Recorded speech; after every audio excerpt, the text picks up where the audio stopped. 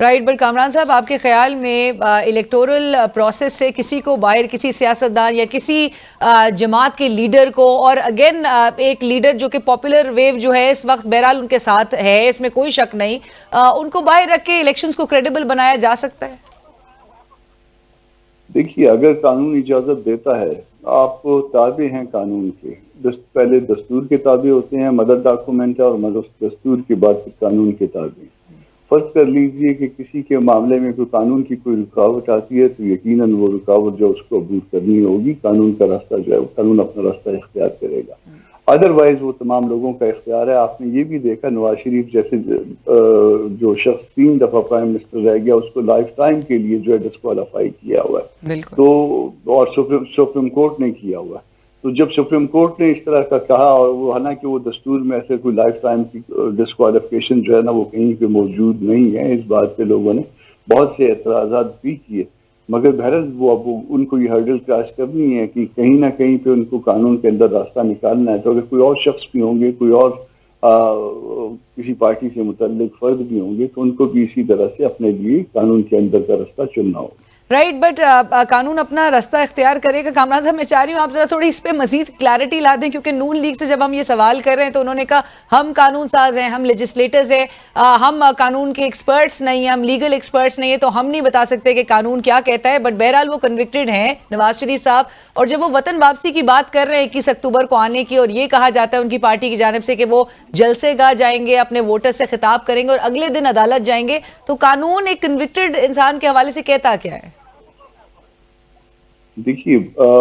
ان کو دو کہ آپ کنوکٹڈ کہہ سکتی ہیں ان کو، مگر ان کے ساتھ ساتھ جب ان کی اپیلیں ڈسمس کی تھی تو اس میں اگر آپ وہ آرڈرز دیکھیں تو اس میں رائٹ آف ریسوریکشن دیا ہوا تھا۔ رائٹ آف ریسوریکشن کو آپ ریسٹوریشن سمجھ لیجیے کہ ان اپیلوں کو جو ہے نا واپس بحال کرنے کے لیے ان کو ایک حق دیا ہوا تھا۔ آپ کو بڑا شارٹ سا آرڈر ہے، ون پورے پیج کا بھی نہیں ہے، اس کو اگر آپ اسی کے اندر جو ہے نا ایک رستہ موجود ہے، تو جو دوست ان کے قانونی دوست ہوں گے، جو وکالت سے منسلک دوست ہوں گے، نون سے متعلق یا جو بھی ان کے وکلا صاحبان ہوں گے، تو وہ اس میں کوئی رستہ دیکھتے ہوں گے آنے کے لیے واپس کہ وہ رائٹ آف ریسوریکشن یعنی وہ اپیلوں کی بحالی کی درخواست دیں۔ جب اپیلوں کی بحالی کی درخواست دیں گے تو پھر وہ جو ہے وہ پروٹیکشن بھی چاہیں گے کورٹ تک پہنچنے کے لیے۔ پہلا مرحلہ یہ ہوگا کہ میں آ رہا ہوں فلاں تاریخ کو آ رہا ہوں، فلاں فلائٹ سے آ رہا ہوں، یہ میری ٹکٹ ہے، اور یہ میں آ کے آپ کے پاس سرنڈر کر رہا ہوں، اپنے آپ کو آپ کی مرضی پہ چھوڑ رہا ہوں، مجھے جو ہے نا وہ آپ اس سٹیٹس پہ بحال کر دیجئے، اس دن پہ بحال کر دیجئے جس دن سے میں آپ سے گیا تھا، آپ کے پاس نہیں آیا۔ اب یہ کورٹ کی ڈسکریشن ہے کہ آپ اس دن کے سٹیج پہ لے آئیں، جو گھڑی کی سوئیاں ہیں اس جگہ پہ ریورس کر دیں یا نہ کریں۔ اگر وہ مطمئن کرنے میں کامیاب ہو گئے تو کورٹ اس بات کو کنسیڈر کر سکتی ہے، اگر وہ مطمئن کرنے میں کامیاب نہ ہوئے تو کورٹ اس کو کنسیڈر نہیں بھی کر سکتی ہے۔ تو یہ رستہ ان کے پاس قانون کا ایک رستہ موجود ہے، مگر ان کے سبجیکٹ ٹو ان کی سیٹسفیکشن کے، سبجیکٹ ٹو اطمینان کے۔ اب وہ اطمینان کس طرح سے اپنے سرکمسٹانسز کے حوالے سے وہ دلاتے ہیں، یہ ان کے وکلا پہ منحصر ہے۔ رائٹ، بٹ کامران صاحب آپ کو یاد ہوگا 2 روز قبل جب نگراں وزیر داخلہ جناب سرفراز بگٹی صاحب نے اسی سے متعلق انہوں نے اسٹیٹمنٹس آلدو کہ انہوں نے بعد میں اس کی وضاحت کی، لیکن انہوں نے جب یہ کہا کہ اگر ضمانت ان کو عدالت سے پروٹیکٹیو بیل نہیں ملنے کی صورت میں ان کو گرفتار کیا جائے گا، تو بڑے ایک نون لیگ کا شدید رد عمل بھی سامنے آیا۔ بٹ آپ کیا ایکسپیکٹ کرتے ہیں؟ کیئر ٹیکر حکومت، نگراں حکومت سے آپ ایکسپیکٹ کرتے ہیں کہ وہ نیوٹرلٹی مینٹین کرتے ہوئے تمام تر معاملات قانون کے مطابق ڈیل کرے گی، جس طرح سے نگراں وزیر اعظم نے بھی گزشتہ رات جو بیان دیا ہے کہ قانون جو ہے اس کے مطابق ہی معاملات طے کریں گے؟ دیکھیے، ایکسپیکٹ یہ کیا جاتا ہے انلیس کہ کوئی چیز کنٹریری ریکارڈ پہ آئے کہ وہ قانون کے مطابق چلیں گے، اور اگر قانون کے مطابق نہیں چلیں گے، ویسے تو میں اس کانسیپٹ کے خلاف ہوں، یہ جو نگرانوں کا کانسیپٹ ہے، کیونکہ یہ الیکٹڈ لوگ نہیں ہوتے، اور الیکٹڈ لوگ نہیں ہوتے تو پھر اس کے بعد بعض اوقات جو ہے نا وہ آؤٹ آف ٹریک ہو جاتے ہیں۔ تو اس میں ایکسپیکٹ ہم ان سے یہی کرتے ہیں کہ قانون کے مطابق چلیں گے، قانون کے مطابق عمل کریں گے، اور اگر نہیں کریں گے تو سب سے پہلے ان کی اپنی عزت کا معاملہ ہے۔ اگر کوئی اپنی عزت نہیں سنبھال سکتا تو پھر دوسرے بھی اس کی عزت نہیں سنبھال پائیں گے۔ اور کامران صاحب آخر میں مجھے یہ بتا دیجئے کامران صاحب، ہم جب لوگوں کے پاس، عوام کے پاس جا رہے ہیں تو عوام مہنگائی، اس کی میں کوئی شک نہیں ہے کہ مہنگائی کے بوجھ تلے اس حد تک دب چکی ہے کہ اب ان کے لیے گزارے مشکل ہو چکے ہیں. گھروں کے کرائے ہیں، دکانوں کے کرائے ہیں،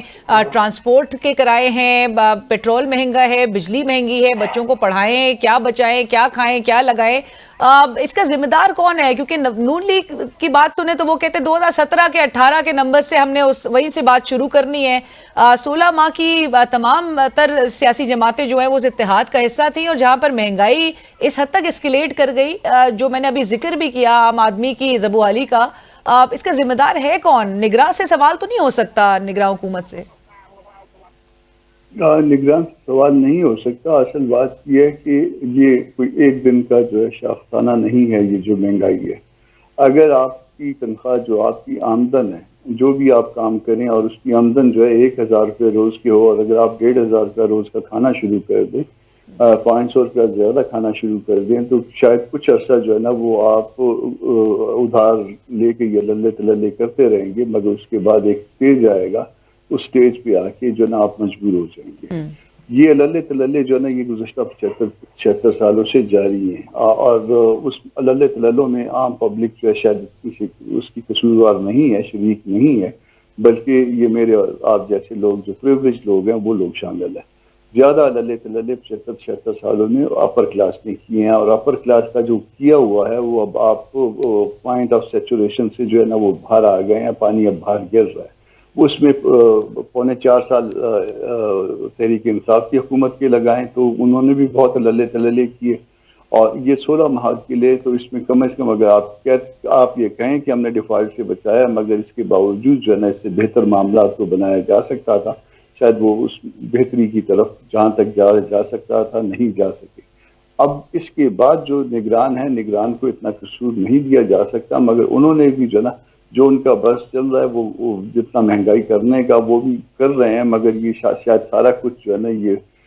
پروگرام جو ہے باہر سے IMF سے آتا ہے، اور آپ کو ان کے مطابق چلنا پڑتا ہے، اور اگر آپ نہ چلیں تو اس کے اپنے کانسیکوینسز ہوتے ہیں، جیسے ہمیں 16 ماہ میں جو ہے وہ کانسیکوینسز کرنے پڑے. یعنی عمران خان صاحب جو ہے کوئی سیٹل کچھ اور کر کے آئے تھے، اور اس کے بعد انہوں نے ملک میں جو ہے وہ کوئی اور کیا، قیمتیں گرا کے، اس لیے گرا کے کہ میرے بعد آنے والوں کے لیے مصیبت بن جائے. مصیبت تو آنے والے بعد کے لیے بن گئی، مگر اس کا نتیجہ یہ نکلا کہ قوم نے اس کو بھگت رہی ہے آج بھی. بالکل. اور سینیٹر صاحب انفارچونیٹلی اس وشس سائیکل سے ہم باہر ہی نہیں نکل پا رہے ہیں، بٹ تھینک یو سو مچ. بہت شکریہ سینیٹر کامران مرتضی ہم سے بات کرنے کے لیے.